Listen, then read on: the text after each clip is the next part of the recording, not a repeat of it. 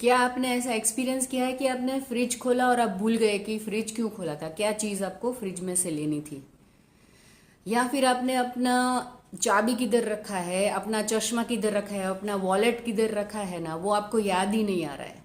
या फिर आप रूम में गए पर आप भूल गए कि आप वो रूम में किस चीज के लिए, किस काम के लिए गए थे। या फिर आपने मोबाइल अपने हाथ में लिया और आप भूल गए कि क्यों हाथ में लिया था, काम क्या था, क्यों मैंने मोबाइल लिया था, किसको कॉल करना था, किसको मैसेज करना था, या मुझे क्या इंपॉर्टेंट चीज मोबाइल के अंदर देखनी थी। तो all this are the symptoms of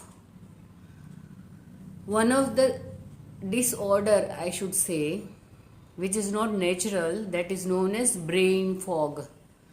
और ये ब्रेन फॉग है ना, वो पोस्ट कोविड बहुत ही फ्रीक्वेंटली यूज होने वाला टर्म है। तो ये जो ब्रेन फॉग हो रहा है ना, जिसमें आपका कंसंट्रेशन नहीं रहता है, आपका जो डिसीजन पावर है ना वो धीरे धीरे कम हो रहा है, आपका जो थिंकिंग है ना वो फजी हो गया है।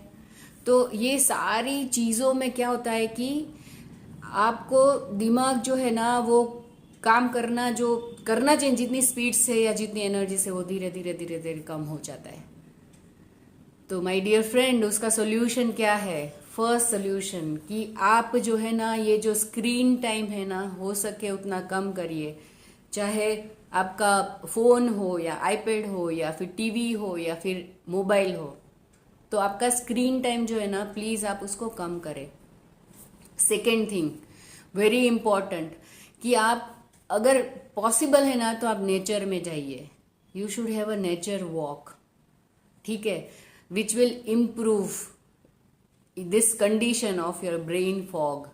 जब आप पेड़ को देखते हैं, अगर आप कुछ भी नहीं कर सकते ना तो अपनी विंडो से जो आकाश है ना, आकाश को ऑब्जर्व कीजिए, दैट विल हेल्प यू।